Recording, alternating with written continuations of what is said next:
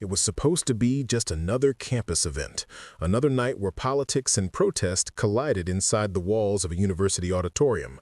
But September 10th, 2025 didn't end in applause or debate. It ended in a single gunshot that ripped across the Utah Valley University stage, leaving Charlie Kirk collapsed in blood and a country staring into the abyss. For those in the room, the sound wasn't simply noise, it was a rupture. Students screamed, phones clattered to the ground, and security sprinted forward as chaos swallowed order. But what followed in the hours, days, and weeks after that night would prove even more chilling. The shooter didn't vanish into myth. Authorities say they found him, they named him, and what they uncovered raised questions far darker than the crime itself. 22-year-old Tyler James Robinson, that is the man prosecutors say fired the shot that silenced Charlie Kirk. A college student, a son, a roommate, described by neighbors as quiet, distant, but sharp. He wasn't caught in the act. He wasn't dragged from the hall with a smoking weapon. Instead, investigators say evidence trailed back to him piece by piece, forming a picture that was incomplete yet damning. Robinson now faces a wall of charges: aggravated murder, felony discharge of a firearm, obstruction of justice, witness tampering. Prosecutors are pushing for the death penalty, citing aggravating factors, that Kirk was allegedly targeted for his political beliefs, and that the crime unfolded in the presence of children. It's a list of accusations so heavy it could crush anyone, yet Robinson sits silent, refusing to cooperate. He has not confessed, he has not explained, and that silence has only fed the shadows. If Robinson won't talk, the evidence is doing the talking for him. Forensic teams say DNA tied him to a towel wrapped around the rifle used in the attack. A bullet's casing found on the rooftop allegedly carried his genetic trace as well. Ballistic tests identified the weapon as a .30-06 Mauser rifle, an old but devastating firearm. Experts argue the angle of fire matches the location where investigators believe Robinson was perched. But in crime, nothing is simple. Skeptics point out the gaps. Why were there inconsistencies in early reports? Why did eyewitnesses describe different figures? Why did some swear the shot came from inside while others said outside?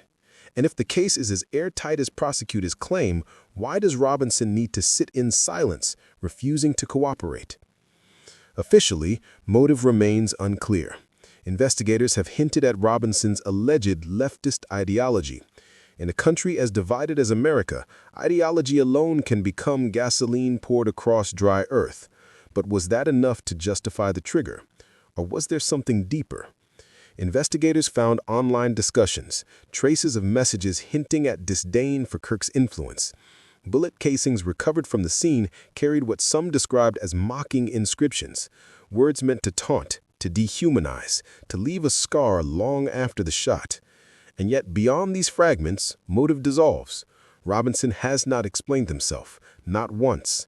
He sits in a cell, uncooperative, his silence as heavy as the crime.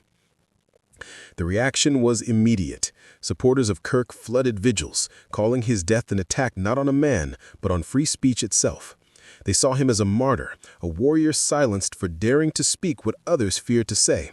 To them, Robinson wasn't just a suspect, he was proof of the dangers Kirk had warned about. Critics of Kirk, however, were left tangled in discomfort. Many had despised his rhetoric, his style, his confrontations, but they had to face a harsher reality. Violence had entered the arena, cutting short debate and turning words into blood. Could they condemn the act without ignoring the fractures Kirk himself had sharpened? The line blurred, and silence became safer than speaking. And while America argued, conspiracy theories flourished.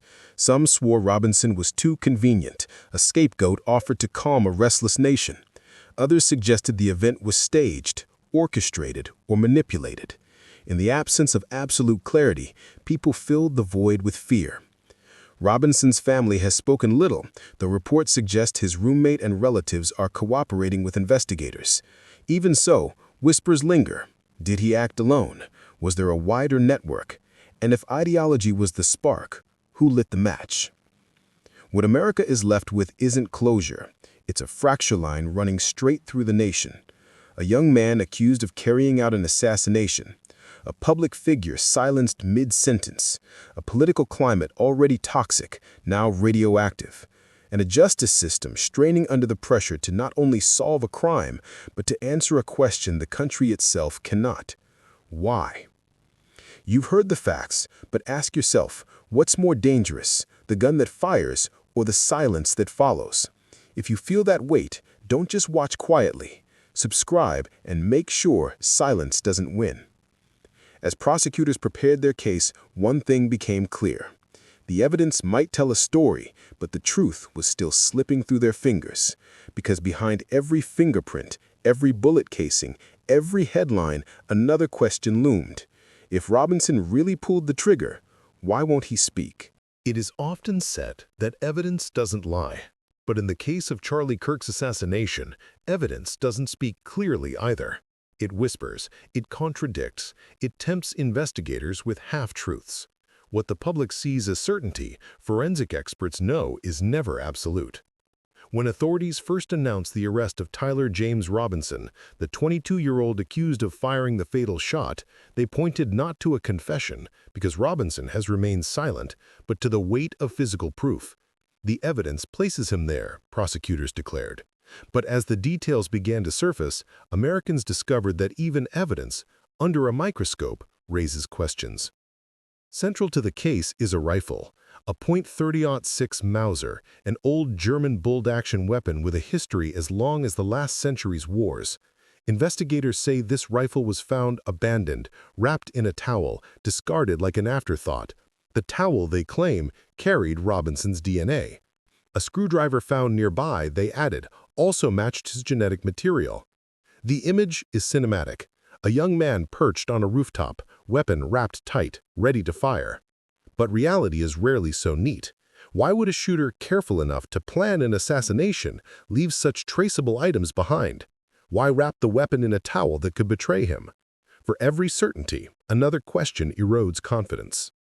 The bullet itself was recovered, mangled from its collision with flesh and wood.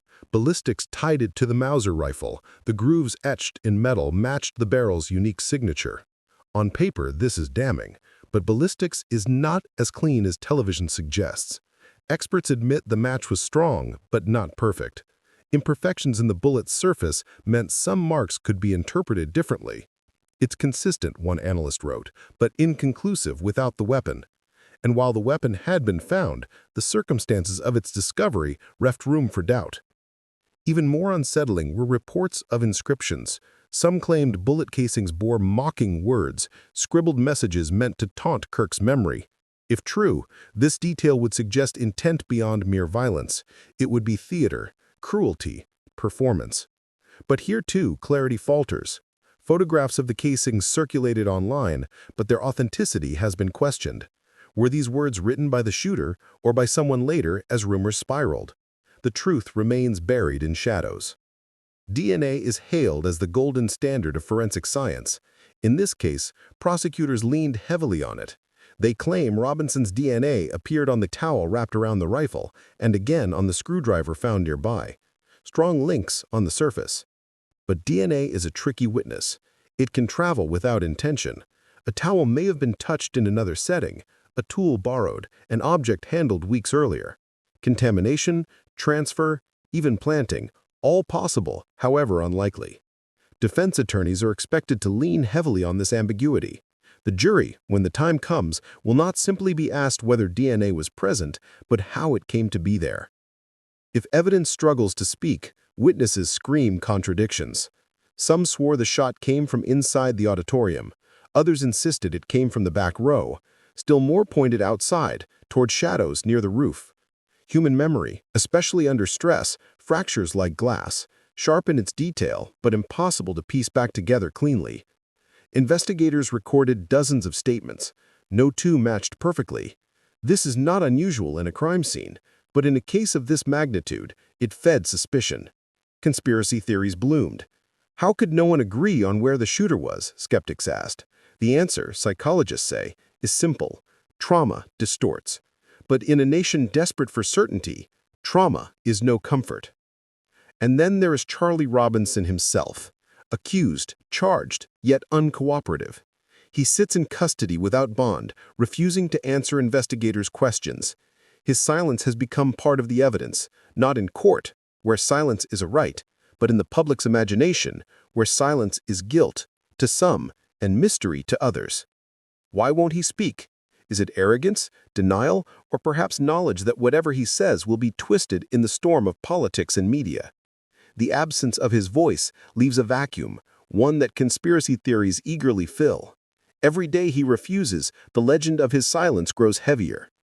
Forensic experts will tell you, no case is ever perfect. Even in the strongest prosecutions, there are cracks. In this case, the cracks are wide enough to fit entire theories through. The DNA may link Robinson, but not with certainty of motive or action. The rifle may be his, or it may have been staged. The bullet may match, but experts admit to gaps. The witnesses saw too much and too little at once. The suspect remains silent, his motives unreadable.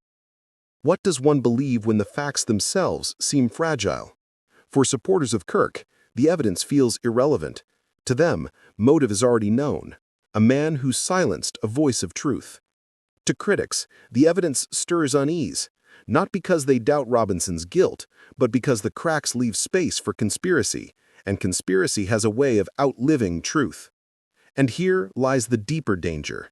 When evidence cannot anchor a story, imagination takes over. People see what they want to see. They fill gaps with ideology, and the truth, fragile, complicated, forensic, is drowned out. If the cracks in this case disturb you, ask yourself, how many times has truth slipped through cracks before? Don't let silence and speculation replace facts. Subscribe and stay awake to what others ignore.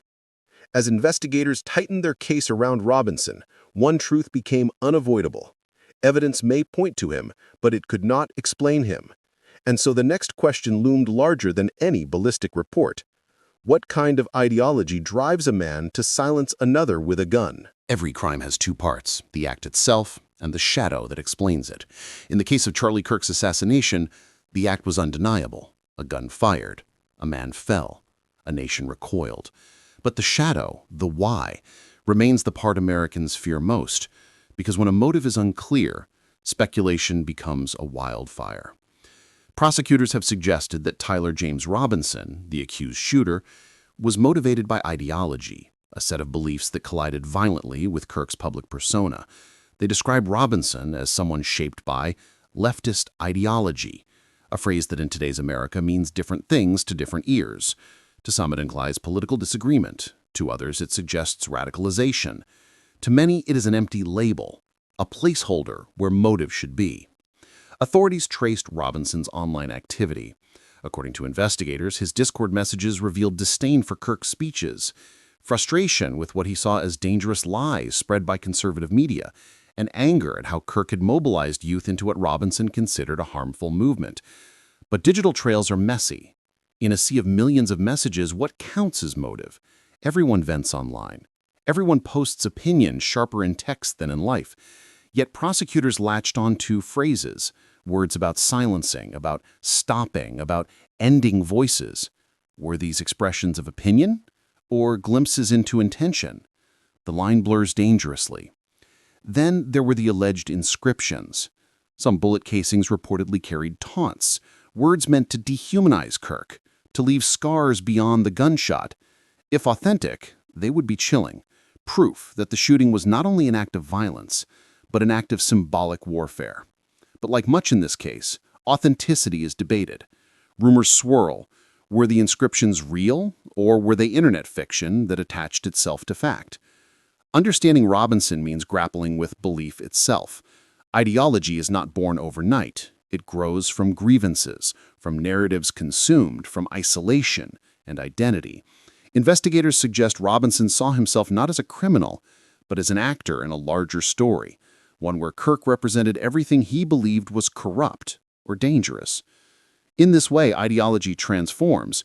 It stops being about policies or debates, it becomes about personhood. Kirk wasn't just a speaker to Robinson, he became a symbol. And symbols are easier to destroy than people. Yet ideology also blurs motive. Was Robinson's alleged worldview truly the fuel for his crime? Or was it a convenient label slapped onto a tragedy to make sense of the senseless? America has seen this pattern before. Lone actors branded by the movements they brushed against, even when their lives were more complex than politics alone. What Robinson has refused to say may be as important as what he once posted.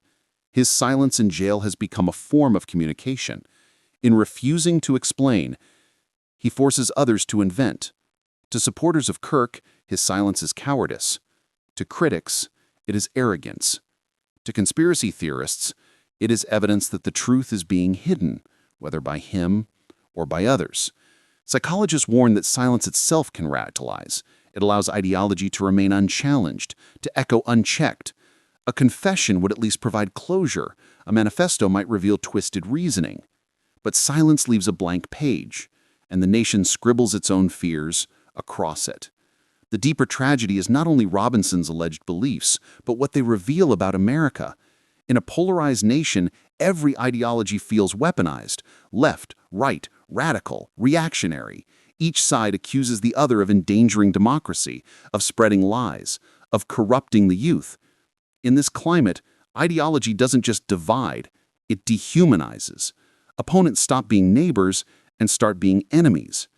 Kirk built his career on confrontation, on declaring a culture war. Robinson, if guilty, answered not with words, but with a bullet.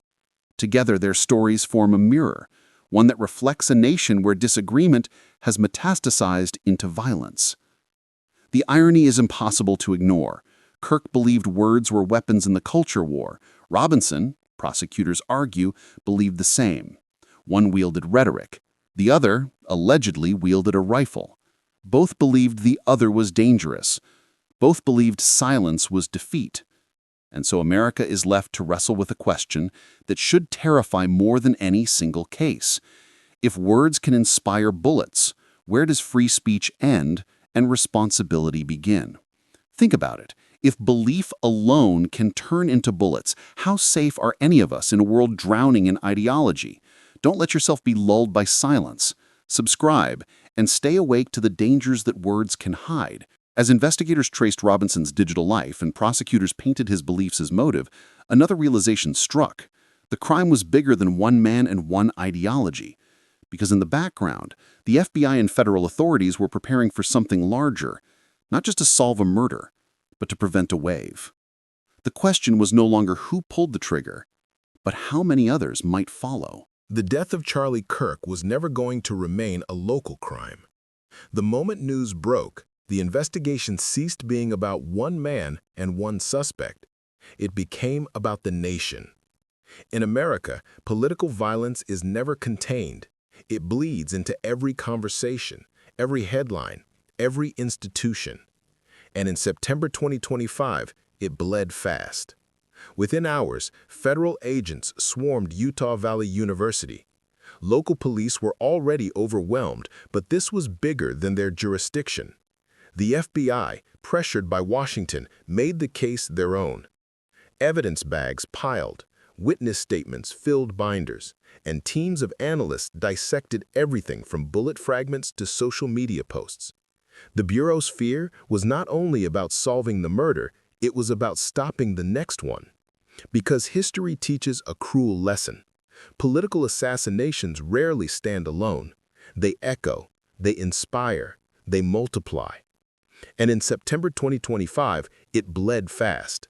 Within hours, federal agents swarmed Utah Valley University. Local police were already overwhelmed, but this was bigger than their jurisdiction. The FBI, pressured by Washington, made the case their own. Evidence bags piled, witness statements filled binders, and teams of analysts dissected everything from bullet fragments to social media posts. The Bureau's fear was not only about solving the murder, it was about stopping the next one. Because history teaches a cruel lesson. Political assassinations rarely stand alone. They echo, they inspire, they multiply. The public reacted with panic. Parents debated pulling kids out of political science lectures. Universities canceled guest speakers. Politicians doubled their security details. Some stopped holding live events altogether, afraid of becoming the next target. Media outlets fanned the flames. Conservative channels declared the attack proof of a war on free speech. Liberal commentators condemned the violence but warned of escalating rhetoric. Online, hashtags trended, some mourning Kirk, others mocking the chaos. A man's death had become another battlefield in America's endless culture war. Congress could not resist. Hearings were scheduled. Senators grilled FBI officials demanding to know how a gunman could fire in a crowded hall and vanish into custody only after days of chaos. Lawmakers clashed. Was this a failure of campus security? A failure of federal oversight? Or simply a symptom of a nation poisoned by its own divisions? The debates grew ugly. One side called Kirk a martyr for freedom. The other accused politicians of exploiting his death. And through it all, the investigation trudged forward, slow, meticulous, methodical, the pace of forensics clashing with the fury of politics. Behind closed doors, FBI analysts raised the specter of copycats. Not necessarily exact replicas of Robinson, but individuals inspired by the chaos. In America's long history of political violence, one act often opened the door to many more. Agents reviewed past assassinations. They knew the pattern. A killing doesn't only silence one voice, it invites others to act, to avenge, to imitate, to escalate. That fear hung over every press conference, every university event, every rally.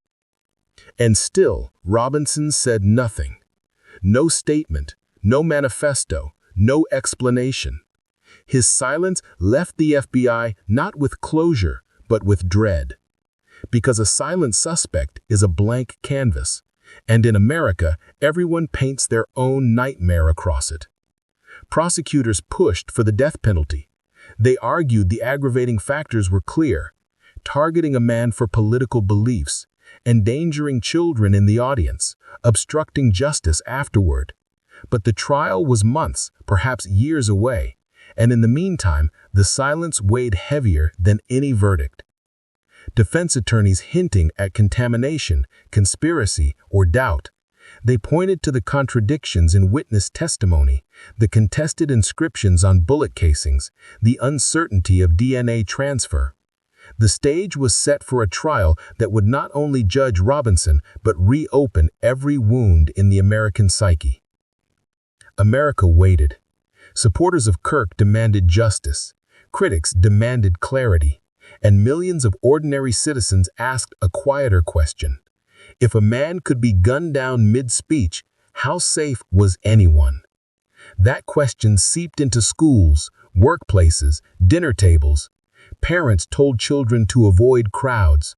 Churches prayed for protection. Rallies shrank in size. The ripple was clear. The bullet had not only killed Charlie Kirk, it had stolen a piece of public trust. Think about it. If one shot can shake an entire nation into fear, what does that say about how fragile safety really is? If this unsettles you, don't turn away. Subscribe and keep watching, because pretending it isn't happening won't make you safer. And yet, even as investigators chased every lead and politicians fought over meaning, one truth refused to fade. Charlie Kirk was gone, but his shadow remained. Supporters held vigils. Critics debated his legacy. Historians began placing his name alongside a dark list of others silenced by bullets. The question now was no longer about the case or the suspect. It was about memory, legacy, and the story America would choose to tell.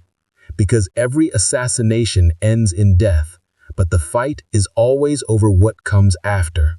The auditorium is empty now. The tape is gone, the stage cleaned, the seats reset.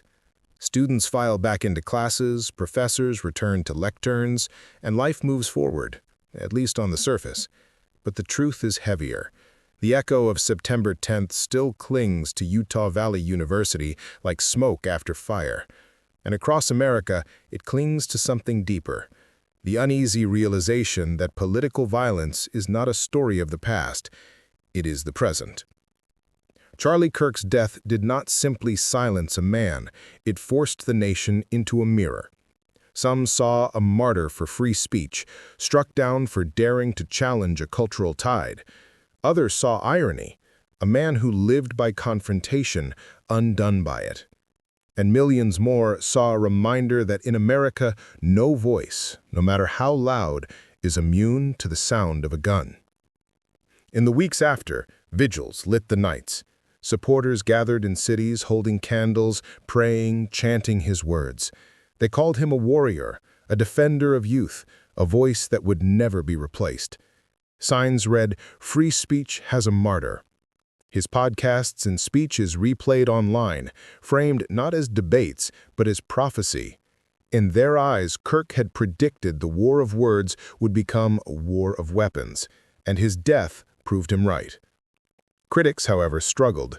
Many had despised Kirk's rhetoric, his bluntness, his divisions.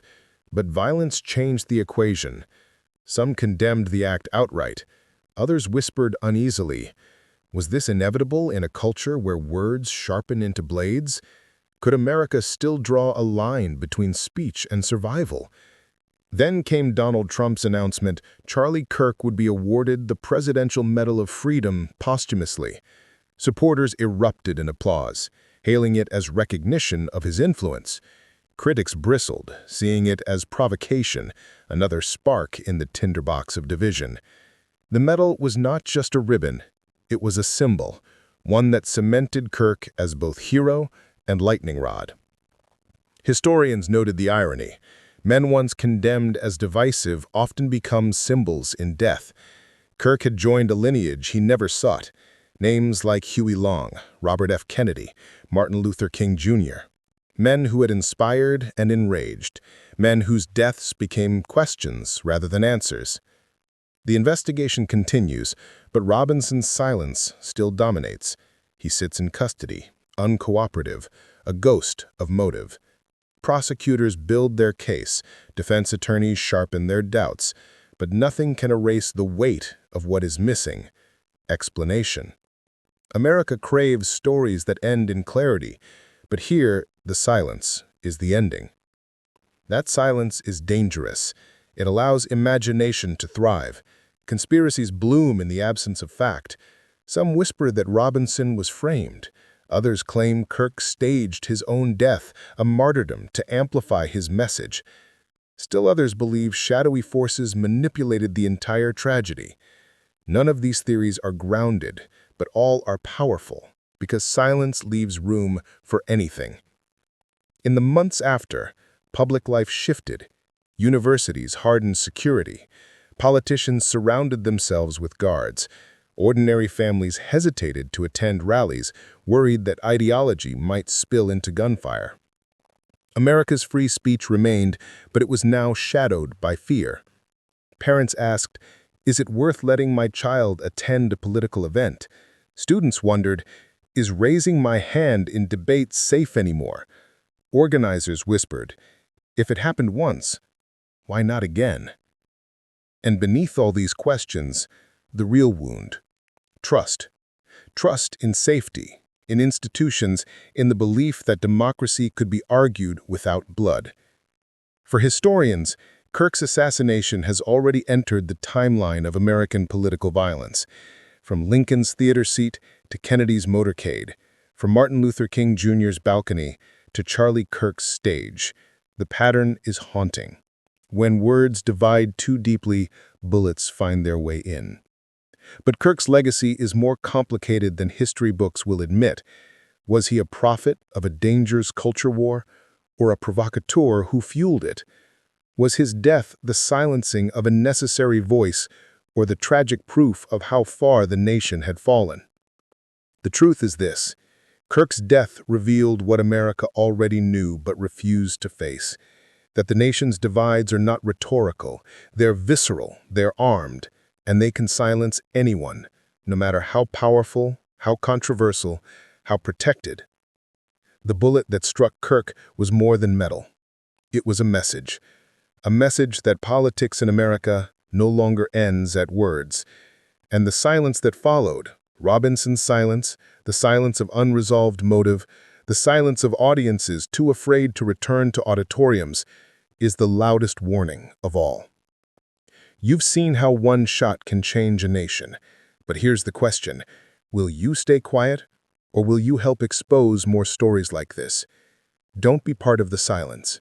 Subscribe, and let the truth keep speaking. The auditorium lights are off. The investigation drags on, and the nation waits.